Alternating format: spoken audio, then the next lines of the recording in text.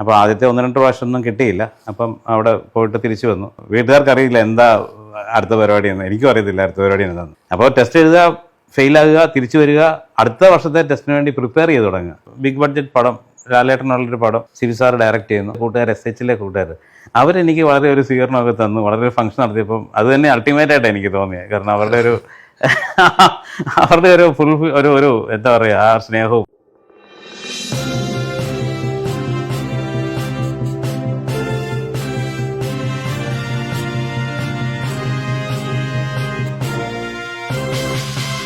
നമസ്കാരം. CTVയുടെ എല്ലാ മാന്യപ്രേക്ഷകർക്കും പുതിയൊരു എപ്പിസോഡിലേക്ക് ഊഷ്മളമായ സ്വാഗതം. ചങ്ങനാശ്ശേരിയുമായി ബന്ധപ്പെട്ട വ്യക്തികൾ, സംഭവങ്ങൾ, ഇതൊക്കെ നിങ്ങളുടെ മുമ്പിൽ എത്തിക്കുന്ന ഈ ചാനലിന് നിങ്ങൾ തരുന്ന പിന്തുണയ്ക്ക് ആദ്യമേ തന്നെ ഒരിക്കൽ കൂടി നന്ദി പറയുകയാണ്. ഒന്ന് ആലോചിച്ച് നോക്കിയാൽ എത്രയെത്ര പ്രഗത്ഭരായ വ്യക്തികൾക്കാണ് നമ്മുടെ നാട് ജന്മം കൊടുത്തിരിക്കുന്നത്. ഇന്ന് ചങ്ങനാശ്ശേരിക്കാരനായ ഒരു വ്യക്തിയെ നിങ്ങളുടെ മുമ്പിൽ അവതരിപ്പിക്കുന്നതിൽ ഞങ്ങൾക്ക് CTVക്ക് വളരെ സന്തോഷമുണ്ട്. നിങ്ങൾ ഈ TV-യിലും ചലച്ചിത്രത്തിന് മുൻപുമൊക്കെ പരസ്യങ്ങൾ ധാരാളം കാണാറുണ്ടല്ലേ? ഉദാഹരണം പറയുകയാണെങ്കിൽ Malabar gold and diamonds, Popy, Manorama, bright light, അങ്ങനെ എണ്ണിയാലൊടുങ്ങാത്ത ഒട്ടേറെ മുൻനിര ബ്രാൻഡുകളുടെ പരസ്യങ്ങൾ കാണുമ്പോൾ ഇന്ത്യയിലെ തന്നെ ഏറ്റവും മികച്ച ആർട്ടിസ്റ്റുകളെ ക്യാമറയ്ക്ക് മുമ്പിൽ കൊണ്ടുവരുന്ന ആ വ്യക്തി ആരായിരിക്കുമെന്ന് ചിലപ്പോഴെങ്കിലും നിങ്ങൾ വിചാരിച്ചിട്ടുണ്ടാകും. അതൊരു ചങ്ങനാശ്ശേരിക്കാരനാണ്. ഇദ്ദേഹം കേരളത്തിൻ്റെ തന്നെ അഭിമാനമായ KR നാരായണൻ ഫിലിം ഇൻസ്റ്റിറ്റ്യൂട്ടിൻ്റെ ഹെഡ് ഓഫ് ദി ഡിപ്പാർട്ട്മെൻ്റ് ആയിരുന്നു. ഇപ്പോൾ ചങ്ങനാശ്ശേരി SJCCയിലും നിയോ ഫിലിം ഇൻസ്റ്റിറ്റ്യൂട്ടിലും അദ്ദേഹം അധ്യാപകനാണ്. അദ്ദേഹം തന്നെ എഴുതി ഛായാഗ്രഹണം നിർവഹിച്ച് സംവിധാനം ചെയ്ത ബലൂൺ എന്ന ഷോർട്ട് ഫിലിമാണ് ക്യാൻ ഫിലിം ഫെസ്റ്റിവലിൽ അവാർഡുകൾ നേടിയത്. കൂടാതെ അമേരിക്കയിലെ ലോസ് ഏഞ്ചൽസിൽ നിന്നും മൈക്രോ ഫിലിം അവാർഡും അദ്ദേഹത്തിന് ഈ ബലൂൺ എന്ന പ്രോജക്റ്റിലൂടെ ലഭിക്കുകയുണ്ടായി. മലയാള സിനിമയിലെ ലോഹിതദാസ്, ശിവപ്രസാദ്, സിബി മലയിൽ, R ശരത്, ഭാനു പ്രകാശ്, കൂടാതെ പരസ്യ ചിത്രീകരണ രംഗത്തെ അധികായനായിരുന്ന മാത്യു പോൾ എന്നിവരോടൊപ്പം നിരവധി ആയിരക്കണക്കിന് പരസ്യ ചിത്രങ്ങളുടെ ക്യാമറാമാനായിരുന്നു. ചുരുക്കി പറഞ്ഞാൽ അദ്ദേഹം 1996 ഇന്ത്യയിലെ തന്നെ ഏറ്റവും വലിയ ചലച്ചിത്ര പഠന കേന്ദ്രമായ പൂനെ ഫിലിം ഇൻസ്റ്റിറ്റ്യൂട്ടിൽ നിന്നും ദാദാ സാഹിബ് ഫാൽക്കെ പ്രൈസ് കരസ്ഥമാക്കി പുറത്തിറങ്ങിയ മികച്ച ഒരു വിദ്യാർത്ഥിയാണ്. അതായത് ഇന്ത്യയിലെ തന്നെ ഏറ്റവും മികച്ചൊരു വിദ്യാർത്ഥിയാണ്. ചങ്ങനാശ്ശേരിക്കാരനാണ്. ഏതാണ്ട് 2000-ൽ പരസ്യങ്ങൾ ചെയ്തു, നിരവധി സിനിമകൾ ചെയ്തു. അദ്ദേഹത്തിൻ്റെ പേര് സജൻ കളത്തിൽ എന്നാണ്. അദ്ദേഹത്തിൻ്റെ വിവരങ്ങളിലേക്ക്, വിശേഷങ്ങളിലേക്ക് നമുക്ക് പോകാം. നിങ്ങളെല്ലാവരെയും ഈ പ്രോഗ്രാമിലേക്ക് സ്വാഗതം ചെയ്യുന്നതോടൊപ്പം സിനിമാട്ടോഗ്രാഫർ പ്രിയപ്പെട്ട സജൻ കളത്തിലിനെയും നിങ്ങൾക്ക് വേണ്ടി, CTVക്ക് വേണ്ടി ഞാൻ സ്വാഗതം ചെയ്യുന്നു. നമസ്കാരം. നമസ്കാരം. സജൻ കളത്തിൽ, ഈ പേര് പലരും കേട്ടിട്ടുണ്ട്. പക്ഷേ പലരും നേരിട്ട് കാണുന്നത് ഇപ്പോഴായിരിക്കും എന്ന് എനിക്ക് തോന്നുന്നു. കാരണം സജൻ അങ്ങനെ മുഖ്യധാര മാധ്യമങ്ങളിലൊന്നും അങ്ങനെ പ്രത്യക്ഷപ്പെട്ട് ഞാൻ കണ്ടിട്ടില്ല. ഏതായാലും ചങ്ങനാശ്ശേരിക്കാരെ പരിചയപ്പെടുത്തുന്ന ഒരു പങ്ക്തിയാണിത് നമ്മളുടെ CTV വഴി. ചങ്ങനാശ്ശേരിയിലെ സംഭവങ്ങളെ, വ്യക്തികളെ ഇങ്ങനെയൊക്കെ പരിചയപ്പെടുത്തി വന്നപ്പോൾ സജൻ കളത്തിൽ ഒരിക്കലും വിസ്മരിക്കേണ്ട ഒരു വ്യക്തിയല്ല. കാരണം അതുപോലെ കയ്യൊപ്പ് ചാർത്തി നിൽക്കുന്ന ഒരു വ്യക്തിയാണെന്ന് ഞാൻ മനസ്സിലാക്കുന്നുണ്ട്. സജൻ കളത്തിൻ്റെ സ്കൂൾ കോളേജ് ജീവിതമൊക്കെ എവിടെയായിരുന്നു? Schooling Fathimathulla SH English medium സ്കൂളായിരുന്നു. അവിടുന്ന് 10th സ്റ്റാൻഡേർഡ് 85-ൽ പാസ്സാവുന്നു. ആ സ്കൂളിനെ പറ്റി പറയുമ്പം ഒരു ഇൻട്രസ്റ്റിംഗ് കാര്യം എന്താണെന്ന് വെച്ചാൽ, അന്ന് 10ാം ക്ലാസ് കഴിയുന്ന ഞങ്ങളുടെ സുഹൃത്തുക്കൾ, അന്ന് ഞങ്ങളെല്ലാം ഒരു ബഞ്ച് ഓഫ് സ്റ്റുഡൻസ്, അങ്ങനെ ക്ലാസ്സിലുള്ളവർ, ഇന്ന് ഞങ്ങൾ അതുപോലെ തന്നെ ഒരു ബഞ്ച് ഓഫ് ഫ്രണ്ട്സായിട്ട് ഇപ്പോഴും തുടരുക. അത് ഞങ്ങൾ ഇപ്പം വാട്സപ്പ് ഗ്രൂപ്പൊക്കെ വന്നപ്പോഴത്തേന് എല്ലാവരും ആ ഗ്രൂപ്പൊക്കെ ഉണ്ടെന്നറിയാം. എന്നാൽ അതിനപ്പുറത്താണ് ഞങ്ങളുടെ റിലേഷൻഷിപ്പ്. കാരണം ഞങ്ങൾ വാട്സപ്പ് ഗ്രൂപ്പൊക്കെ വരുന്നതിന് മുമ്പേ എല്ലാവരും ആരെങ്കിലുമൊക്കെ പുറത്തോട്ട് പോകുന്നുണ്ടെങ്കിൽ അവരെല്ലാം വരുമ്പോൾ ഞങ്ങളെല്ലാം കൂടും, അങ്ങനെ കണ്ടുകൊണ്ടും. അതിന് ഒഫീഷ്യലായിട്ട് ഇപ്പോൾ വാട്സപ്പ് ഗ്രൂപ്പൊക്കെ ആയതുകൊണ്ടായിരിക്കും ചിലപ്പം ഞങ്ങൾ 25 വർഷമൊക്കെ ആഘോഷിക്കുന്നുണ്ട്. ഇപ്പം അടുത്ത ഈ മാസം ജൂലൈയിൽ ഞങ്ങൾ 20-ാം തീയതി ഞങ്ങളുടെ ഒരു 40th ആനിവേഴ്സറി ആഘോഷിക്കുന്നുണ്ട്. SH വെച്ച്. അപ്പം എല്ലാവരും അവിടെ കൂടുന്നുണ്ട്. ആ ബാച്ചിലുണ്ട് എല്ലാവരും. വളരെ കുറച്ച് പേര് മരണപ്പെട്ടു. ബാക്കി എല്ലാവരും ചിലപ്പോൾ ഇപ്പോൾ അമേരിക്കയിലുള്ള ഫ്രണ്ട്സ് ഉണ്ട്, UK-യിലുള്ളവരുണ്ട്. അവരൊക്കെ ആ ഒരു ദിവസത്തിന് വേണ്ടി മാത്രമാണെങ്കിലും അവരവിടെ എത്തുന്നുണ്ട്. അപ്പം ഹോപ്പ്ഫുള്ളി അത് നല്ലൊരു സ്കൂൾ ടൈം ആയിരുന്നു എനിക്ക്. സുഹൃത്തുക്കൾ പിന്നെ എൻ്റെ ഒരു പേഴ്സണൽ ലൈഫിലും അവർ ഒത്തിരി സപ്പോർട്ടീവ് ആയിരുന്നു. പ്രത്യേകിച്ചും എൻ്റെ ഓരോ വളർച്ചയുടെ കാരണം സ്കൂളിൽ പഠിച്ചുകൊണ്ടിരുന്ന സമയത്ത് ആ കൂട്ടത്തിലുള്ള ഒരാളുടെ ക്യാമറയാണ് ഞാൻ ആദ്യമായിട്ട് ഉപയോഗിക്കുന്നത്. നമ്മുടെ ഫാത്തിമാർത്തുള്ള എൻ്റെ ഫ്രണ്ട് കുറിച്ചിങ് പറഞ്ഞ മുന്നൂനൊരു ഇലക്ട്രോ 35 ക്യാമറ ഉണ്ടായിരുന്നു. അപ്പോൾ ഡിഗ്രിയൊക്കെ പഠിക്കുമ്പോൾ ഞാൻ ക്യാമറ ഒന്നും കണ്ടിട്ടില്ല. ഇപ്പോൾ ആണെങ്കിൽ ഡിഗ്രി എന്ന് പറയുന്നത് നമ്മൾ മൾട്ടിമീഡിയ ഒക്കെ വന്നിട്ട് പിള്ളേർ പഠിക്കുന്നത് തന്നെ ഫിലിമും പ്രോസസ്സും ഒക്കെ. അപ്പം അന്ന് ഡിഗ്രി ഞങ്ങൾ സയൻസാണ് പഠിച്ചുകൊണ്ടിരുന്നത്, കെമിസ്ട്രി ആയിരുന്നു. അപ്പം ഞങ്ങൾക്ക് ക്യാമറയൊന്നും തൊട്ട് തുടങ്ങിയിട്ടില്ല. ഉള്ളിൽ ഭയങ്കര പാഷനായിരുന്നു ക്യാമറ എന്നൊക്കെ ഉള്ളത്. അപ്പം അതൊക്കെ ആയിരുന്നു. അങ്ങനെ പിന്നെ നമ്മൾ പഠിച്ചു കഴിഞ്ഞാണെങ്കിലും ഇൻസ്റ്റിറ്റ്യൂട്ടിൽ നിന്ന് പഠിച്ചു കഴിഞ്ഞിട്ട് ഇറങ്ങുന്ന സമയത്ത് എൻ്റെ സുഹൃത്തുക്കൾ എന്നോട് വിളിച്ച് വെച്ചു എന്നെ എന്താ ആവശ്യം. അപ്പം ഞാൻ പറഞ്ഞു ഇതുപോലെ ലൈറ്റൊക്കെ അളക്കുന്ന മീറ്റർ എനിക്ക് ആവശ്യമുണ്ട്, ക്യാമറ അല്ല ആവശ്യം, മീറ്റർ ആവശ്യം. അപ്പം അമേരിക്കൻ എൻ്റെ ഫ്രണ്ടിനോട് പറഞ്ഞിട്ട് ഒരു മീറ്റർ കൊണ്ട് തരുന്നു, കൂട്ടുകാരെല്ലാം കൂടെ തരുന്നു. അപ്പം അങ്ങനെയൊക്കെയായിരുന്നു ഞങ്ങളുടെ ആ ഫ്രണ്ട്ഷിപ്പിൻ്റെ കൂട്ടായ്മ. അപ്പം നമ്മൾ സ്കൂൾ കഴിഞ്ഞ് കോളേജിലേക്ക് വന്നില്ല. അപ്പം കോളേജിലും ഞങ്ങൾ ഈ ഗ്രൂപ്പ് തന്നെയായിരുന്നു കോളേജിലോട്ടും വന്നത്. എല്ലാവരും അവിടെ തന്നെ കോളേജിലോട്ടും വന്നല്ലോ. എല്ലാവരും കുറച്ച് പേര് മാത്രം അങ്ങോട്ടും ഇങ്ങോട്ടൊക്കെ സ്കാറ്റേഡ് ആയിരുന്നു. കുറച്ച് പേർക്ക് മെഡിസിൻ അഡ്മിഷൻ കിട്ടി, അല്ലെങ്കിൽ എഞ്ചിനീയറിംഗ്, ബാക്കി എല്ലാവരും SB കോളേജിലുണ്ടല്ലോ. അപ്പോൾ ആ കൂട്ടായ്മ തന്നെ പിന്നെ ഞങ്ങൾ തുടർന്നു കോളേജിലായിട്ട്. അപ്പോൾ കോളേജ് ലൈഫും വളരെ വളരെ എന്താ പറയുക, ഇപ്പോൾ ഓർക്കുമ്പോൾ വളരെ പൊയറ്റിക് ആയിരുന്നു കോളേജ് ലൈഫ്. ഈ ഛായാഗ്രഹണ രംഗത്തേക്ക് ഇറങ്ങുവാനുള്ള ഒരു പ്രചോദനം എന്തായിരുന്നു? സിനിമാറ്റോഗ്രാഫി അങ്ങനെ അങ്ങനെ ഒരു ഇൻസിഡന്റ് എനിക്ക് പറയാൻ പറ്റത്തില്ല. പക്ഷെ ഒരു വളരെ കുട്ടിക്കാലത്ത് തന്നെ ഒരു 7th സ്റ്റാൻഡേർഡ്, എൻ്റെ ഓർമ്മ ശരിയാണെങ്കിൽ ഒരു ആ സമയത്ത് ട്രിഗർ ചെയ്യുന്ന ഞാൻ ഓർക്കുന്നുണ്ടായിരുന്നു. മുമ്പേ എനിക്ക് പെയിന്റിങ് ചെയ്യുന്നൊരു സ്വഭാവം ഉണ്ടായിരുന്നു. പക്ഷേ ഈ പെയിന്റിങ് ഉള്ളൊരു എനിക്കൊരു പ്രോബ്ലം എന്താണെന്ന് വെച്ചാൽ ഞാൻ മനസ്സുകൊണ്ട് കാണുന്ന പോലെ എനിക്ക് പെയിന്റ് ചെയ്യാൻ പറ്റത്തില്ല എന്നുള്ളൊരു റിയലൈസേഷനും ഉണ്ടായിരുന്നു. പിന്നെ ആകെപ്പാടെ ഒരു ദിവസമാണ് നമ്മുടെ ചങ്ങനാശ്ശേരിക്കാരനായതുകൊണ്ട് പുഴവാതിലൊരു തോമസ് ഉണ്ടായിരുന്നു, ദീപിക അച്ഛൻ തോമസ്. അപ്പോൾ ആ തോമസ് ചേട്ടനെ വിളിച്ച് അമ്മ ഒരു ദിവസം പറഞ്ഞു പിന്നെ എന്തോ വരയ്ക്കുന്ന പരിപാടിയൊക്കെ ഉണ്ട്, ഒന്ന് എന്തെങ്കിലും ഒന്ന് പറഞ്ഞു കൊടുക്കാമോ എന്ന് ചോദിച്ചു. പക്ഷെ അത് വീടിന് മുമ്പിൽ കൂടെ പോയപ്പോഴാണ് ചോദിച്ചത്. അപ്പം തോമസ് ചേട്ടൻ കയറി വന്ന് എൻ്റെ ഒരു പടം കണ്ടിട്ട് കുറച്ച് കറക്ഷൻസ് ഒക്കെ തന്നായിട്ട് എനിക്ക് ഓർമ്മയുണ്ട്. അത് മാത്രമാണ് എൻ്റെ ലൈഫിൽ ഒരു പെയിന്റിങ്ങിന് ഒരു സാർ എന്നെ ഇൻസ്ട്രക്ട് ചെയ്തത്. ഇന്നും ഞാൻ ആ കറക്ഷൻസ് ഓർമ്മയിൽ വെച്ചിട്ടുണ്ട്, പലരോടും പറഞ്ഞു കൊടുക്കാറുമുണ്ട്. പറഞ്ഞു തന്നത് അതൊന്നുമല്ല, ചെറിയൊരു ടെക്നിക്ക്, വാട്ടർ കളർ ഉപയോഗിക്കുന്നത് ഒരു ടെക്നിക്ക്. പക്ഷേ ഒരിക്കലും ഞാൻ ഒത്തിരി പടങ്ങൾ വരയ്ക്കുമായിരുന്നു, നിരന്തരമായിട്ട് ഇങ്ങനെ വരയ്ക്കുന്ന സ്വഭാവം ഉണ്ടായിരുന്നു. സ്കൂൾ ടൈമിലും എനിക്ക് സമ്മാനം കിട്ടുമായിരുന്നു സ്കൂളിൽ. അപ്പോൾ എൻ്റെ ഒരു കൂട്ടുകാരനുണ്ടായിരുന്നു സ്കൂൾ ടൈമിൽ, ജോസ് കെ പോൾ എന്ന് പറഞ്ഞ്, അവൻ ഭയങ്കര ഭംഗിയായിട്ട് വരയ്ക്കുമായിരുന്നു. അപ്പോൾ അവൻ്റെ വര വെച്ച് നോക്കുമ്പോൾ ഞാൻ വളരെ ഇൻഫീരിയർ ആയിരുന്നു. പക്ഷേ ഇടയ്ക്കിടയ്ക്കൊക്കെ സമ്മാനം കിട്ടുന്നതുകൊണ്ട് ഞാനിങ്ങനെ വരച്ചുകൊണ്ടിരുന്നു. എന്നാണ് ഉള്ളിലെ ഛായാഗ്രാഹകനെ തിരിച്ചറിഞ്ഞത്? അപ്പോൾ ആ വര ഇങ്ങനെ തുടങ്ങി വന്ന് ഞാനൊരു ദിവസം ഇങ്ങനെ, എനിക്ക് എൻ്റെ ഓർമ്മ കിട്ടുന്നത് ഇത് മാത്രമേ ഉള്ളൂ, ഒരു അമൃത തിയേറ്റർ, ഇപ്പം ആ സ്റ്റേഡിയത്തിൻ്റെ അവിടെയുള്ള അമൃത തിയേറ്റർ. അപ്പോൾ അമൃത തിയേറ്ററിലെ സ്ക്രീനിങ്ങിന് നമ്മൾ പോകും അങ്ങോട്ട്. അപ്പോൾ കൂടുതലും നല്ല ഇംഗ്ലീഷ് ഫിലിംസൊക്കെ വരുന്ന അമൃത തിയേറ്ററിലാണ്. പക്ഷേ ഒരു ബാലു മഹേന്ദ്രയുടെ ഒരു സിനിമ ഓളങ്ങൾ ഞാനിന്ന് അവിടെ കാണുന്നത്. അപ്പോൾ ആ സിനിമയുടെ ഫോട്ടോഗ്രാഫി എനിക്ക് ഭയങ്കര ഡിഫറെൻ്റായിട്ട് തോന്നിയാണ്. കാരണം യൂഷ്വൽ ഫോട്ടോഗ്രാഫിയിൽ നിന്ന് വളരെ ഡിഫറെൻ്റായിട്ട് തോന്നുകയും അത് ചെയ്തുകൊണ്ടിരുന്നപ്പോഴാണ് എൻ്റെ ഉള്ളിൽ ആ ഒരു സ്പാർക്കുണ്ട്, ഇതാണ് നമ്മളുടെ ഒരു വേ ഓഫ് ഡൂയിങ് എന്ന്. അങ്ങനെ അതുകൊണ്ട് പിന്നെ ഞാനങ്ങനെ വേറൊരു ഇതിനെപ്പറ്റി ഒന്നും ചിന്തിച്ചിട്ടില്ല ആക്ച്വലി, സിനിമാറ്റോഗ്രാഫി തന്നെ. അപ്പം പഠനം എല്ലാം അതിലോട്ട് ഫോക്കസ് ചെയ്തു പോയി. 10th സ്റ്റാൻഡേർഡ് കഴിഞ്ഞപ്പോഴത്തേന് പിന്നെ പൂന ഫിലിം ഇൻസ്റ്റിറ്റ്യൂട്ട് എന്നുള്ള ഒരു ചിന്തയായി. പൂന ഫിലിം ഇൻസ്റ്റിറ്റ്യൂട്ട് വേണമെന്നുള്ളത് മസ്റ്റുമായിരുന്നു എനിക്ക്. ഞാൻ ചോദിക്കട്ടെ, ഈ പൂന ഫിലിം ഇൻസ്റ്റിറ്റ്യൂട്ട് എന്ന് പറയുന്നത് എല്ലാവർക്കും താല്പര്യമുള്ള കാര്യം തന്നെയാണ്, പക്ഷെ നമുക്ക് അങ്ങനെ കയറി ചെല്ലാൻ പറ്റുന്ന ഒരിടമല്ലല്ലോ. ഏതാണ്ട് ഒരു വർഷം എനിക്ക് തോന്നുന്നത് 5 or 6 കുട്ടികൾക്കാണ് സിനിമാറ്റോഗ്രാഫിയിലെ പ്രവേശനമുള്ളത്. അത് ഇന്ത്യ ഒട്ടാകെ, ഇന്ത്യയിലെ എല്ലാ സ്റ്റേറ്റിൽ നിന്നും അതേ ലഭിക്കുകയുള്ളൂ. അപ്പോൾ അങ്ങനെ വരുമ്പോഴേക്കും സജൻ എങ്ങനെ അവിടെ കയറി പറ്റാൻ പറ്റി? അല്ല, അതിന് ഞാൻ ഇപ്പോൾ ഈ പറഞ്ഞില്ലേ, ഈ 10th സ്റ്റാൻഡേർഡ് തൊട്ടേ ഞാനത് ഫോക്കസ്ഡ് ആയിരുന്നു. അതുകൊണ്ട് അവിടെ അന്ന് ഞങ്ങൾ പഠിക്കുന്ന സമയത്ത് സയൻസ് ഡിഗ്രി വേണം. അപ്പോൾ അതിനുവേണ്ടി മാത്രം FTI പോകാനുള്ള ഇതിനുവേണ്ടി മാത്രം ഞാൻ സയൻസ് ഡിഗ്രി എടുത്ത ആളാണ്, കെമിസ്ട്രി ഡിഗ്രി എടുത്തു. അപ്പോൾ ആദ്യത്തെ 1-2 പ്രാവശ്യം ഒന്നും കിട്ടിയില്ല. അപ്പം അവിടെ പോയിട്ട് തിരിച്ചു വന്ന് വരിക എന്ന് പറഞ്ഞാൽ എൻ്റെ കൂട്ടുകാരെല്ലാം അപ്പോൾ PGക്കും കമ്പ്യൂട്ടർ പഠിത്തമൊക്കെ ആയിട്ട് എറണാകുളത്ത് പോകുന്ന സമയമാണ്. അപ്പം ആ സമയത്തൊക്കെ വളരെ എന്താ പറയുക, വീട്ടുകാർക്ക് അറിയില്ല എന്താ അടുത്ത പരിപാടി എന്ന്, എനിക്കും അറിയത്തില്ല അടുത്ത പരിപാടി എന്താണെന്ന്. അപ്പോൾ ടെസ്റ്റ് എഴുതുക, ഫെയിലാകുക, തിരിച്ചു വരിക, അടുത്ത വർഷത്തെ ടെസ്റ്റിന് വേണ്ടി പ്രിപ്പയർ ചെയ്ത് തുടങ്ങുക. അന്ന് കുറേ പുസ്തകങ്ങളൊക്കെ വായിക്കാനായിട്ട് ഇങ്ങനെ SB കോളേജിൻ്റെ ലൈബ്രറിയിലൊക്കെ ഇരിക്കും. പിന്നെ ഈ നമ്മുടെ അരമനയുടെ താഴെ ഒരു കരിയർ ഓറിയൻറ്റേഷൻ സെൻറ്റർ ഉണ്ടായിരുന്നു. അപ്പോൾ അവിടെ വന്ന് ഒത്തിരി മാഗസിൻസും ഒക്കെ വായിക്കാനുള്ള കാര്യങ്ങളൊക്കെ കിട്ടും. അപ്പം രാവിലെ വീട്ടിൽ നിന്ന് ഇറങ്ങിയാൽ ഈ 2 സ്ഥലത്തിരിക്കുക. ഉച്ചയ്ക്ക് അച്ഛനെ ഹെൽപ്പ് ചെയ്യാൻ വേണ്ടി കടയിൽ പോകും, പെരുന്നാല കട, NSS കോളേജിൻ്റെ അവിടെ ആയിരുന്നു കട, കളത്തിൽ സ്റ്റോഴ്സ് എന്ന് പറഞ്ഞാൽ. അപ്പോൾ അച്ഛനെ സഹായിക്കാൻ അവിടെ പോകുമ്പോൾ ഒരു പുസ്തകമായിട്ട് പോകും. അവിടെ നിന്ന് വൈകുന്നേരം വരെ ആ പുസ്തകം വായിക്കും. തിരിച്ച് അവിടെ അടുത്തൊരു സിനിമാ സംബന്ധിയായ പുസ്തകങ്ങളായിരുന്നു? അല്ലല്ല, കഥകളും ഷോർട്ട് സ്റ്റോറീസാണ് കൂടുതൽ വായിക്കുന്നത്. ഞാൻ നോവൽസ് അങ്ങനെ വായിക്കാറില്ല, ഷോർട്ട് സ്റ്റോറീസ് വായിക്കും.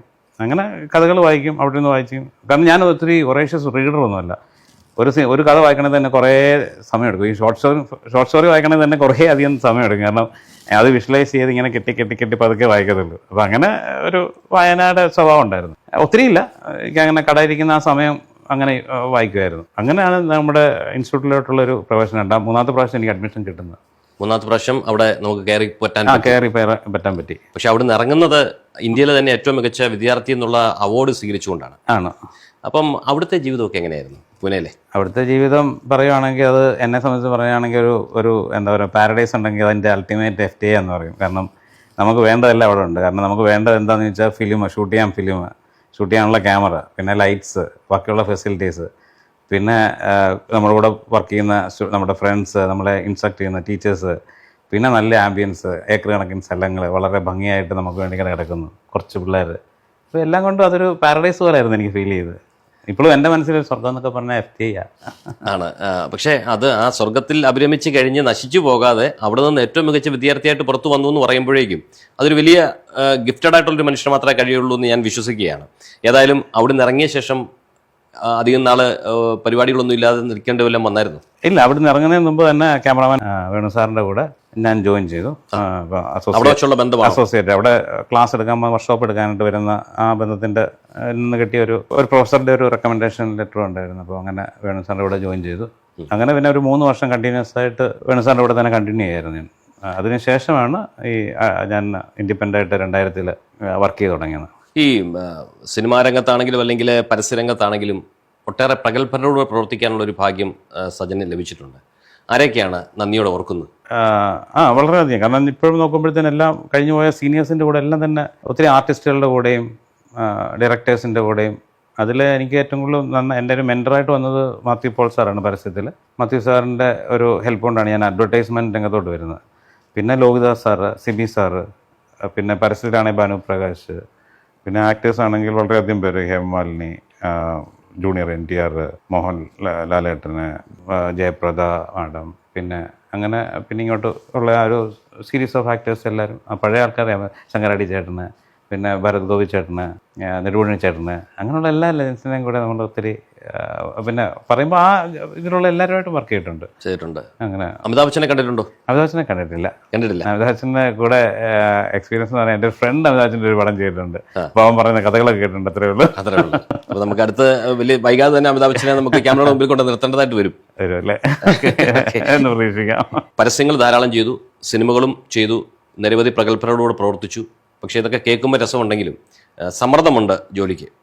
എപ്പോഴും സമ്മർദ്ദം സിനിമയൊക്കെ ഉണ്ട്. കാരണം സമ്മർദ്ദം കഴിയുമ്പോൾ നമ്മളത് എങ്ങനെ ചെയ്യും. താങ്കളൊരു ചങ്ങനാശ്ശേരിക്കാരൻ എന്നുള്ള നിലയിൽ SB കോളേജിൻ്റെ പ്രോഡക്റ്റ് ആണല്ലോ. ഞങ്ങൾ ഈ CTV ഈ കഴിഞ്ഞിടയിൽ SB കോളേജിൻ്റെ ടവറിൻ്റെ ഒരു ചരിത്രം ചെയ്തായിരുന്നു. പലർക്കും ആ SB കോളേജിൻ്റെ ടവറിൻ്റെ ചരിത്രം അറിയില്ല. ആ ടവറിൻ്റെ മുകളിൽ ഒരു ക്രിസ്തുരാജൻ ഒരു സ്റ്റാച്യു ഉണ്ടല്ലോ. അപ്പോൾ അത് ആക്ച്വലി താങ്കൾക്ക് അറിയാമായിരിക്കും. നമ്മുടെ ചലച്ചിത്രകാരൻ സംവിധായകൻ സിബി മലയിൽ സാറിൻ്റെ ഗ്രാൻഡ് ഫാദർ ഡൊണേറ്റ് ചെയ്തതാണ് ആ സ്റ്റാച്യു. അപ്പം അദ്ദേഹവും ഞങ്ങളുടെ ആ എപ്പിസോഡിൽ ശബ്ദ സാന്നിധ്യമായിട്ട് വന്ന ആ സ്റ്റാച്യുവിനെ കുറിച്ച് ഞങ്ങളോട് സംസാരിച്ചായിരുന്നു. ഞങ്ങൾക്ക് വലിയൊരു സന്തോഷമായിരുന്നു. അപ്പോൾ അദ്ദേഹം പറയുന്ന ഒരു കാര്യമുണ്ട്. അദ്ദേഹത്തിൻ്റെ ഒരു സിനിമ ഫ്ലാഷ് എന്ന് പറയുന്ന സിനിമ SB കോളേജിൽ വെച്ച് ഷൂട്ട് ചെയ്യുമ്പോൾ അദ്ദേഹം മുൻപ് SB കോളേജിൽ പഠിക്കുമ്പോൾ തൻ്റെ അപ്പൂപ്പൻ കൊടുത്ത സ്റ്റാച്യു അതിൻ്റെ മുകളിൽ ഇരിക്കുന്ന കണ്ടിട്ടുണ്ടെങ്കിലും അതിനടുത്ത് പോകാനോ അതൊന്ന് തൊടാനോ ഒന്നും പുള്ളിക്ക് പറ്റിയിട്ടില്ല. കാരണം അവിടുത്തെ സ്റ്റുഡൻസിനെ അങ്ങോട്ട് അലോ ചെയ്യുന്നില്ലല്ലോ ടവറിലേക്ക് കയറാൻ. അപ്പോൾ വർഷങ്ങൾക്ക് ശേഷം അദ്ദേഹത്തിന്റെ സിനിമയുമായി ക്യാമ്പസിൽ വരുമ്പോൾ ഈ നായിക ടവറിൽ നിന്ന് ചാടി ആത്മഹത്യ ചെയ്യാൻ ശ്രമിക്കുന്നതായിട്ട് എന്തോ ഒരു ഭാഗം ഷൂട്ട് ചെയ്യേണ്ടതായിട്ട് വന്നതുകൊണ്ട് സംവിധായകനും കൂടെ ചാടാനുള്ള ക്യാമറ ചാടുന്നത് എന്ന് പറഞ്ഞാൽ സംവിധായകനും കൂടെ കയറിയപ്പോഴാണ് അദ്ദേഹത്തിന് ചെറുപ്പകാലത്തുണ്ടായിരുന്ന അദ്ദേഹത്തിന്റെ ആഗ്രഹം സാധിച്ചത്. ആ സ്റ്റാച്യുവിന്റെ കാലിലൊന്ന് തൊടാൻ പറ്റി. അത് അദ്ദേഹത്തിന് വളരെ സന്തോഷമായി പോയി, വളരെ വികാരമായിരുന്നു പറഞ്ഞു. അപ്പോൾ അദ്ദേഹം അത് പറയുമ്പോൾ അതെന്താണെന്ന് ഏകദേശം മനസ്സിലാക്കാൻ എനിക്കും കഴിഞ്ഞു. എനിക്കും അത് ഒത്തിരി സന്തോഷം തോന്നി. പക്ഷേ എനിക്ക് ചോദിക്കാനുള്ള അതല്ല. SB കോളേജിന്റെ പൂർവ്വ വിദ്യാർത്ഥിയായിരുന്ന സിബി മലയിൽ സാറിന് അവിടെ വന്നപ്പോൾ ഉണ്ടായ ഒരു അനുഭവം പോലെ SB കോളേജിന്റെ തന്നെ പ്രോഡക്റ്റായ സജൻ കളത്തിൽ സിനിമോട്ടോഗ്രാഫറായി ആ ക്യാമ്പസിലൂടെ ക്യാമറയുമായി നടക്കുമ്പോൾ താങ്കൾക്ക് എന്തായിരുന്നു തോന്നിയത്?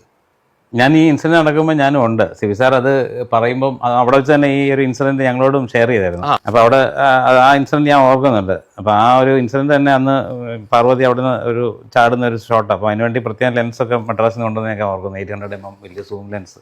കാരണം നമുക്ക് ക്ലോസ് വേണമായിരുന്നു താഴേന്ന് വെച്ചിട്ട്. സജൻ താഴെയായിരുന്നു? ഞാൻ താഴെയായിരുന്നു. പക്ഷെ അതുകൊണ്ട് നമുക്ക് റീച്ച് ചെയ്യാനായിട്ട്, ആ ടൈറ്റ് കിട്ടാനായിട്ടൊക്കെ നമ്മൾ വേറെ ലെൻസൊക്കെ മദ്രാസിൽ നിന്ന് സ്പെഷ്യൽ കൊണ്ടുവന്ന് ഷൂട്ട് ചെയ്ത്. ഇപ്പം മാർട്ടിൻ പറഞ്ഞല്ലോ, അതൊരു എന്താ പറയുക, വേറൊരു ഒക്കേഷൻ, നമ്മുടെ ആ ഇപ്പോൾ ഒന്ന് ഷൂട്ട് ചെയ്യുക പഠിച്ച SP കോളേജ്. കാരണം SP കോളേജിൽ കൂടെ നടക്കുന്ന സമയം, അതായത് ഈ 10th സ്റ്റാൻഡേർഡ് കഴിഞ്ഞ് ഡിഗ്രി പഠിക്കുന്ന സമയം നമ്മൾ ക്യാമറ കൈകൊണ്ട് തൊട്ടിട്ടില്ലെങ്കിലും മനസ്സ് നിറച്ചും ക്യാമറ ആയിട്ട് നടക്കുന്ന സമയമല്ലേ. അപ്പം ഇപ്പം SP കോളേജ് എന്ന് പറഞ്ഞാൽ എല്ലാവർക്കും വളരെ ഡിഫറെൻ്റ് ആയിട്ടുള്ള ഇമേജസ് ആയിരിക്കും വരുന്നത്. പക്ഷെ എനിക്ക് അതിനും വേറൊരു ഒട്ടും മാർട്ടിൻ പ്രതീക്ഷിക്കാത്ത ഒരു ഇമേജ് എൻ്റെ മനസ്സിൽ കിടക്കുന്നത്. ഡിഗ്രിയൊക്കെ പഠിക്കുന്ന സമയത്ത് നമ്മൾ ലാബിലൊക്കെ ആണല്ലോ. അപ്പോൾ ഈ ലാബിലെ ഒരു ആകപ്പാടെ ഇതൊന്നും പഠിക്കാനുള്ള വലിയ താല്പര്യം. ഇൻസ്റ്റിറ്റ്യൂട്ടിൽ പോകാൻ ഒരു ഡിഗ്രി വേണം, സയൻസ് ഡിഗ്രി പഠിച്ചിരിക്കണം, കെമിസ്ട്രിയും ഫിസിക്സും മാത്സും വേണം. അതൊന്ന് എലാബറേറ്റ് ക്വസ്റ്റ്യൻ ഒക്കെ വരുന്നത്. അപ്പം അതിനുവേണ്ടി മാത്രം ഡിഗ്രി എടുക്കുന്നത്. അപ്പം ഈ ഫിസിക്സ് ലാബിൽ ചെല്ലുമ്പോൾ അവിടെ ഒരു ടെലസ്കോപ്പ് ഇരിപ്പുണ്ട്. അപ്പം അത് മാത്രമാണ് നമ്മുടെ ഫോട്ടോഗ്രാഫി ഇതുമായിട്ടൊരു അസോസിയേറ്റ് ചെയ്യുന്ന ഒരു ഇൻസ്ട്രുമെന്റ്, ഏക സാധനം. അപ്പൊ എന്റെ പരിപാടി എന്താണെന്ന് വെച്ചാൽ എന്റെ പ്രാക്ടിക്കലൊക്കെ സിൻസിയർ ആയിട്ട് ചെയ്യും കേട്ടോ. നമ്മൾ എപ്പോഴും സിൻസിയറാണ് പരിപാടി. ടെലസ്കോപ്പിനൊക്കെ ചെല്ലും, ടെലസ്കോപ്പ് എടുത്ത് വെച്ചിട്ട് ഇങ്ങനെ ദൂരോട്ട് ഫോക്കസ് ചെയ്യും. അപ്പം ഒന്ന് കാവാട്ടകളുടെ സൈഡിലെല്ലാം നിറച്ചിങ്ങനെ മഹാഗണി മരം നിൽക്കുക. അപ്പോൾ അതിൻ്റെ അകത്തുള്ള ഈ ടെലസ്കോപ്പ് ആയതുകൊണ്ട് വളരെ ഷാലോ ഡെപ്താണ്, വളരെ ഷാലോ, ലൈക്ക് അത് ഭയങ്കര ഫൈനായിട്ട് നമുക്ക് കാണാൻ പറ്റും. അപ്പോൾ ഷോട്ട് എൻ്റെ മനസ്സിൽ നിൽക്കുക, ആ ഒരു മഹാഗണി മരത്തിൻ്റെ ഇലകൾ ഇങ്ങനെ അനങ്ങുന്ന ആ ഒരു സിമ്പിൾ ഇലയായിട്ട് അതിൻ്റെ ഞരമ്പൊക്കെ കണ്ടിട്ട് കളറൊക്കെ കണ്ടിട്ട് ഇതെങ്ങനെ എൻജോയ് ചെയ്തുകൊണ്ടിരിക്കുന്ന പരിപാടിയാണ്. ഒരു വർഷമായിട്ട് ഈ ടെലസ്കോപ്പും വെച്ച് ഞാൻ ചെയ്തുകൊണ്ടിരിക്കുന്നത്.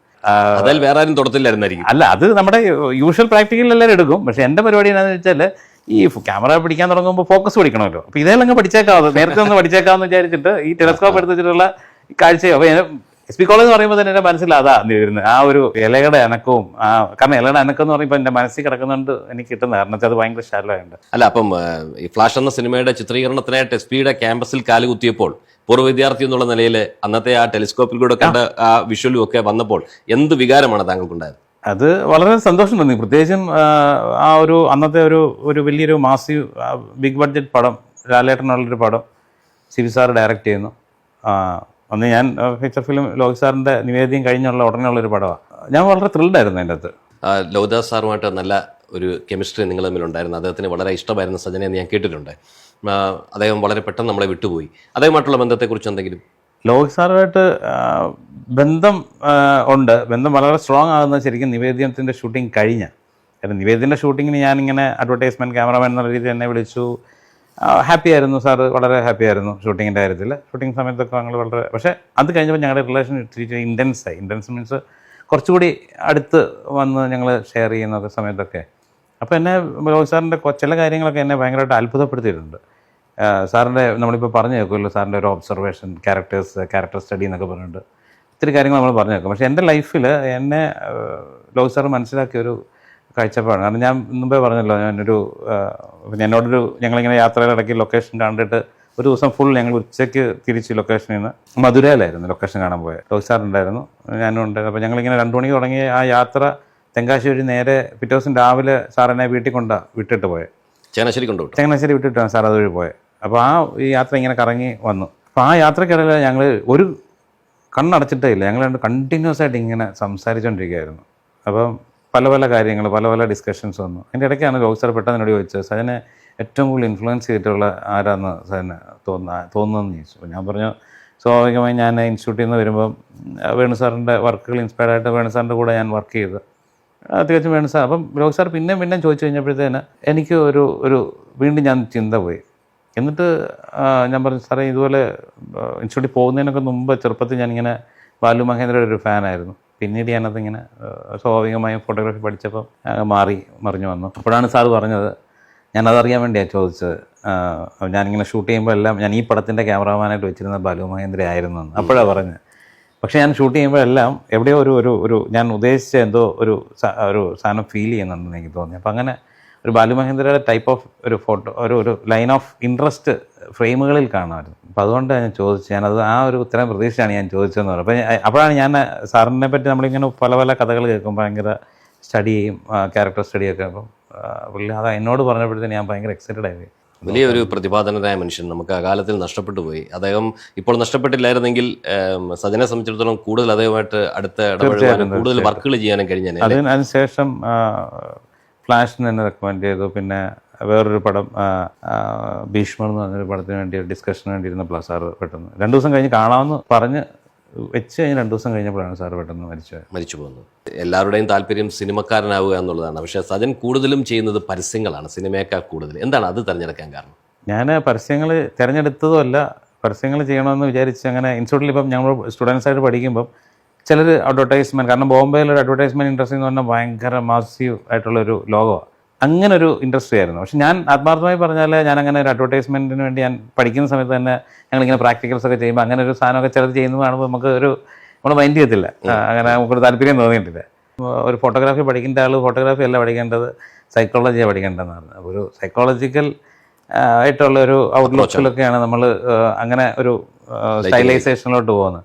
പിന്നെ മാത്യു സാറ് അഡ്വർടൈസ്മെൻറ്റ് അന്നത്തെ ഒരു കിങ് ആയി ഇവിടുത്തെ സൗത്ത് ഇന്ത്യയിലെ എല്ലാ മേജർ അഡ്വർടൈസ്മെൻറ്റ് ചെയ്യുന്ന ഒരാളാണ്. അപ്പോൾ മാത്യു സാർ എനിക്ക് ആദ്യം ഒരു ചെറിയ പരസ്യം തന്നു, ഒരു ഡ്യൂറോഫ്ലെക്സ് മെത്തേഡായിരുന്നു. അങ്ങനെ അത് ചെയ്തു. അതിനുശേഷം മാത്യു സാറിൻ്റെ കുറച്ചുകൂടി വലിയ പരസ്യം തന്നു, രണ്ടാമത്തെ പരസ്യം അത് ചെയ്തു.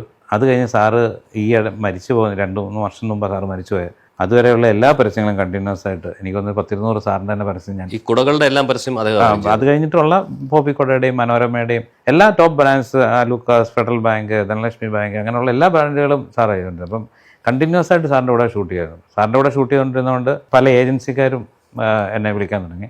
അങ്ങനെ പരസ്യരംഗം എനിക്ക് വലിയ അങ്ങനെ സിനിമയ്ക്ക് പോകാൻ നേരം കിട്ടിയില്ല. പരസ്യത്തിൻ്റെ ഗുണം എന്താണെന്ന് വെച്ചാൽ നമുക്ക് ഇമാജിൻ ചെയ്യുന്നതൊക്കെ നമുക്ക് ചെയ്യാൻ ക്രിയേറ്റ് ചെയ്യാൻ പറ്റും. ഒരു റിയൽ ലൊക്കേഷൻ ഷൂട്ട് ചെയ്തില്ല, അപ്പോൾ നമുക്ക് സെറ്റ് ഇടാനുള്ള ഫെസിലിറ്റി, പിന്നെ നമുക്ക് ഇഷ്ടമുള്ള ലൈറ്റ്സുകൾ കിട്ടും, നല്ല ക്യാമറകൾ കിട്ടും. അങ്ങനെ ആ ഒരു പോസിബിലിറ്റീസ്, സ്വാതന്ത്ര്യവും പണവും കിട്ടുമായിരുന്നു. അങ്ങനെ അതുകൊണ്ട് പിന്നെ നമുക്ക് സിനിമ കിട്ടുമ്പോഴത്തേന് പ്രത്യേകിച്ച് ഞാൻ ഇത്തിരി ഇമോഷണൽ. അപ്പോൾ ഞാൻ ആ സമയം കൊണ്ട് പലരുടെയും പരസ്യങ്ങൾ ചെയ്യാൻ തുടങ്ങി. മാത്യു സാറിൻ്റെ പോലെ തന്നെ ഭാനുപ്രകാശ്, മലബാർ ഗോൾഡിൻ്റെ, പിന്നെ മറ്റ് ഏജൻസികളുടെ. അപ്പോൾ ഇവരുടെ ഇമോഷണൽ അറ്റാച്ച്മെൻറ്റ് വന്നപ്പം ഒരു സിനിമയ്ക്ക് പോകുമ്പോൾ ഒത്തിരി പരസ്യങ്ങൾ മിസ്സാവും.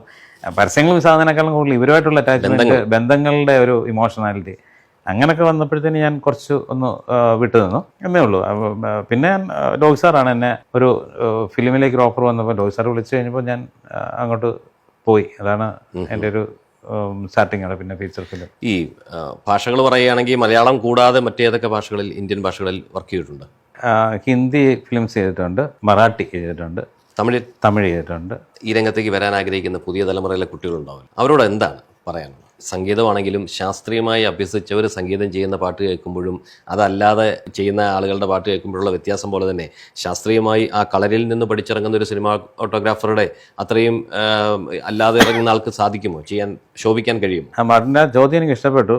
ഈ ചോദ്യം തന്നെയാണ് എൻ്റെ മനസ്സിൽ ഇങ്ങനെ റെക്കർ ചെയ്ത് ഹിഡനാക്കി വെച്ചിരിക്കുന്ന ഒരു ചോദ്യം. കാരണം അത് അങ്ങനെ നടക്കത്തുള്ളൂ. അത് പഠിക്കുമ്പോൾ നമ്മളെ ഒതൻറ്റിക്കായിട്ട് പഠിക്കണമെങ്കിൽ അതിൻ്റെ ഒരു ആവശ്യകത വളരെയധികം ഉണ്ടെന്ന് പറഞ്ഞാൽ അതിൽ നിന്ന് മാത്രമേ നമുക്കിപ്പം പടങ്ങളും കാണുമ്പോൾ എല്ലാവരും നല്ല ഫോട്ടോഗ്രാഫി എന്നൊക്കെ പറഞ്ഞു പോകും. പക്ഷെ നമ്മളെ സംബന്ധിച്ചുള്ള ഫോട്ടോഗ്രാഫിക്ക് ഒത്തിരി ഡയമെൻഷൻസ് ഉണ്ട്.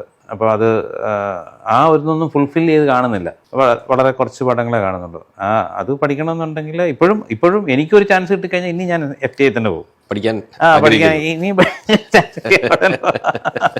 ഇതൊക്കെ പറഞ്ഞാലും പൂനെയിൽ പോയി ഒരു ദിവസം ക്ലാസ് എടുക്കാൻ പറ്റിയിട്ടുണ്ടോ? ക്ലാസ് വിളിച്ചിട്ടുണ്ട്. പക്ഷെ പലപ്പോഴും ഈ ഷൂട്ടിങ്ങിന് നമുക്ക് അങ്ങോട്ട് പോകണമെന്ന് പറഞ്ഞാൽ ഞാൻ നേരത്തെ 1 മാസം മുമ്പ് അവിടെ നമ്മൾ ചെല്ലുമെന്നുള്ളത് പറയണം. അപ്പോൾ 1 മാസം മുമ്പ് എനിക്കൊരു ഡേറ്റ് പറയാനുള്ള ഒരു ബുദ്ധിമുട്ടുണ്ട്. കാരണം ആ സമയത്തായിരിക്കും ഒരു അഡ്വർടൈസ്മെന്റ് ഷൂട്ട് വരുന്നത്. ഒരു ദിവസമെങ്കിലും പോയി ക്ലാസ് എടുക്കണം. ഇനിയിപ്പം സമയമുണ്ട് പോയി എടുക്കാനൊക്കെ. എനിക്കൊരു പരിഭവമുണ്ട്, അതുകൂടെ പറയാൻ. സജൻ കളത്തിൽ എന്ന ആ വ്യക്തിയെ ഞാൻ എൻ്റെ ചെറുപ്പം മുതൽ കാണുന്നതാണ്. പക്ഷേ എനിക്ക് താങ്കളോടൊരു പരിഭവം ഇതാണ്. നമ്മുടെ ഈ നാട്ടിലൊക്കെ ഒന്നും ഇല്ലാതിരുന്നിട്ടും എന്തൊക്കെയോ ആണെന്നുള്ള മട്ടിൽ ഒത്തിരി പേര് നടന്ന് അവരെ തന്നെ പ്രൊമോട്ട് ചെയ്യുന്ന ഒരു കാലഘട്ടത്തിലാണ് നമ്മൾ ജീവിക്കുന്നത്. അതായത് അവരുടെ ഒരു മൈൻഡ് ഇതാണ്, നമ്മളല്ലാതെ വേറെ ആരും പ്രൊമോട്ട് ചെയ്യാനാണ്, നമ്മുടെ വീട്ടിൽ വന്ന് ആരും നമ്മളെ വിളിച്ചുകൊണ്ട് പോയി ആളാക്കത്തില്ല, അതുകൊണ്ട് ഞാൻ എന്നെ തന്നെ അങ്ങ് പരസ്യം ചെയ്യും എന്നുള്ള രീതിയിൽ പോകുമ്പോൾ സജന് വേണമെങ്കിൽ ചങ്ങനാശ്ശേരിക്കാരോടോ അല്ലെങ്കിൽ ഈ നാടിനോടോ ഈ രാജ്യത്തോടോ വിളിച്ചു പറയാനുള്ള കുറേ അച്ചീവ്മെൻറ്റുകൾ കയ്യിലുണ്ട്. എന്നിട്ട് അതിൻ്റെ ഒരു അംശം പോലും പുറത്ത് നാട്ടുകാരറിയണമെന്ന് ആഗ്രഹിക്കുന്നില്ല. എന്താണ് അതിൻ്റെ പിന്നെ? എൻ്റെ കാര്യം എന്താണെന്ന് വെച്ചാൽ ഇപ്പം ഞാൻ തന്നെ പറഞ്ഞില്ലേ, ഞാൻ ഏറ്റവും കൂടുതൽ ചെയ്തിരിക്കുന്ന അഡ്വർടൈസ്മെൻറ്റിലാണ് ഒരു പ്രൊഡക്റ്റിനെ വിൽക്കുന്നത്. ഒരു പ്രൊഡക്റ്റിനെ അങ്ങനെ തന്നെ വിൽക്കാൻ പറ്റുന്നുണ്ടെങ്കിൽ എനിക്ക് എന്നെ അഡ്വർടൈസ്മെന്റ് ചെയ്യാനായിട്ട് എനിക്ക് വലിയ പാടൊന്നുമില്ല. ഞാൻ FTA പഠിച്ചതുകൊണ്ടും പ്രഗത്ഭരായ ആൾക്കാരോട് പഠിച്ചതുകൊണ്ടും എനിക്ക് നല്ല കൈവശമുള്ള സാധനമാണ്. അത് ഞാൻ പ്രൂവണാണ്. ഞാൻ കൂടുതലും ഈ പരസ്യങ്ങൾ ചെയ്യുമ്പോഴത്തേനും ഒരു സാധനത്തെ എടുത്ത് വെച്ച് എനിക്ക് വിൽപ്പിക്കാൻ പറ്റും, അല്ലെങ്കിൽ ഇത് ചെയ്യാൻ പറ്റുമെന്ന്. അപ്പം തീർച്ചയായിട്ടും എനിക്ക് അതറിയാം. പക്ഷേ സിനിമ ലൈഫ് ഈസ് ലൈഫ് എന്നുള്ള ഒരു ഡിഫറൻസിലാണ് ഞാൻ കാണുന്നത്. അതുകൊണ്ട് എനിക്ക് ഒരിക്കലും അങ്ങനെ ഒരു ഇമേജറിയോ ഉണ്ടാക്കാനായിട്ട് എനിക്ക് ഇമോഷണലി പറ്റത്തില്ല. അപ്പം അതുകൊണ്ട് അങ്ങനെ ആയി പോകുന്ന ഓരോരുത്തരുടെ ക്യാരക്ടർ എങ്ങനെയാണ്. നമ്മുടെ ബലൂൺ എന്ന് പറയുന്ന ആ വർക്ക് ക്യാനിലും പിന്നെ അമേരിക്കയിൽ നിന്നും ഒക്കെ പുരസ്കാരങ്ങൾ നേടിയായിരുന്നു. അതിനുപോലും ഒരു പ്രൊമോഷൻ സെൽഫായിട്ട് കൊടുക്കാൻ സജൻ മനസ്സ് കാണിച്ചില്ല. ബലൂൺസ് കിട്ടി, അത് ഓൺലൈനിലൊക്കെ വളരെ ഇൻട്രസ്റ്റിംഗ് ആയിട്ട് വന്നു. പിന്നെ ബലൂൺസ് ചെയ്ത് കിട്ടിയതിൽ ഏറ്റവും കൂടുതൽ ഞാൻ സന്തോഷിക്കുന്നത് ഞാൻ പറഞ്ഞു, എൻ്റെ കൂട്ടുകാർ SH കൂട്ടുകാർ അവരെനിക്ക് വളരെ ഒരു സ്വീകരണമൊക്കെ തന്നു, വളരെ ഒരു ഫംഗ്ഷൻ നടത്തിയപ്പം അത് തന്നെ അൾട്ടിമേറ്റ് ആയിട്ട് എനിക്ക് തോന്നിയത്. കാരണം അവരുടെ ഒരു ഫുൾ ഒരു എന്താ പറയുക, ആ സ്നേഹവും അതൊക്കെ വലിയൊരു അച്ചീവ്മെന്റ് ആയിട്ട് എനിക്ക് തോന്നി. അതെ, സജൻ പറഞ്ഞു വന്നത് ഈ ആഗോള പ്രശസ്തനാകുന്നതിനൊക്കെ നല്ലത് നാട്ടിലെ കൂട്ടുകാരോടൊത്ത് സന്തോഷിക്കുന്ന ആ മൂമെന്റുകളെ വല്ലാതെ. അതുകൊണ്ടാണല്ലോ ഞാൻ ബോംബെക്കൊന്നും പോകാതെ കേരളത്തിലോട്ട് വന്നത്. കാരണം കേരളത്തിലോട്ട് വരുന്നതിൻ്റെ എൻ്റെ ഉദ്ദേശം വീടും ഒരു ഫാക്റ്റായിരുന്നു. ഭയങ്കര നോസ്റ്റാൾജിക്കാണ്. ഷൂട്ട് കഴിഞ്ഞാൽ ഉടനെ ഞാൻ എപ്പോഴും തിരിച്ച് വീട്ടിൽ അപ്പോൾ ഞാൻ അങ്ങ് ഷിഫ്റ്റ് ചെയ്യാനൊന്നും ചിന്തിച്ചിട്ട് പോലും. ചങ്ങനാശ്ശേരിയിൽ ജീവിച്ചുകൊണ്ട്, ചങ്ങനാശ്ശേരിയിൽ ജനിച്ച് ജീവിച്ച് ഒരു ഛായാഗ്രഹണ രംഗത്ത് തൻ്റെതായ കയ്യൊപ്പ് ചേർത്താൻ സജന് കഴിഞ്ഞിട്ടുണ്ട്. തുടർന്നും കൂടുതൽ കാര്യങ്ങൾ ചെയ്യാൻ സർവശക്തൻ സഹായിക്കുമെന്ന് ഞാൻ ആത്മാർത്ഥമായിട്ട് വിശ്വസിക്കുകയാണ്. ഏതായാലും CTVയിൽ വരുവാനും പ്രേക്ഷകരോട് ഇത്രയും കാര്യങ്ങൾ സംവദിക്കാനും ഒക്കെ കാണിച്ച ആ വലിയ മനസ്സിന് ഞങ്ങൾ നന്ദി പറയുകയാണ്. പുതിയ പുരസ്കാരങ്ങളിലേക്ക്, ഉയരങ്ങളിലേക്ക് എത്തുവാൻ കഴിയട്ടെ എന്ന് ആശംസിക്കുന്നു. നന്ദി. താങ്ക്സ്. പ്രിയപ്പെട്ട പ്രേക്ഷകരെ, ചങ്ങനാശ്ശേരിക്കാരനായ സജൻ കളത്തിൽ അദ്ദേഹം ചെയ്ത വർക്കുകളെക്കുറിച്ചോ അല്ലെങ്കിൽ അദ്ദേഹം ചവിട്ടി കയറിയ പടികളെക്കുറിച്ചോ ഒന്നും ഇവിടെ പറഞ്ഞിട്ടില്ല. കാരണം അദ്ദേഹത്തിന് അത് താല്പര്യമില്ല. എങ്കിലും ഞാൻ പറയുകയാണ്, നമ്മുടെ നാട് വളരെ പ്രത്യേകതകളുള്ള ഒട്ടേറെ പ്രഗത്ഭരായ വ്യക്തികളെ ലോകത്തിന് സംഭാവന ചെയ്ത നാടാണ്. വീണ്ടും നമ്മൾ മറ്റൊരു എപ്പിസോഡുമായി കാണും, മറ്റൊരു വ്യക്തിയുമായി വരും. ഏതായാലും ഫേസ്ബുക്കിൽ CTV എന്നത് കിട്ടാത്ത ആളുകൾക്ക് യൂട്യൂബിൽ കിട്ടും. ഫേസ്ബുക്കിൽ നിങ്ങൾ ദയവായി CTVയെ ഫോളോ ചെയ്യണം. മറ്റ് വ്യത്യസ്തങ്ങളായ പ്രോഗ്രാമുകളുമായി വീണ്ടും കാണുന്നതുവരെ നിങ്ങൾക്ക് എല്ലാവർക്കും ഞങ്ങളുടെ നന്ദി, നമസ്കാരം.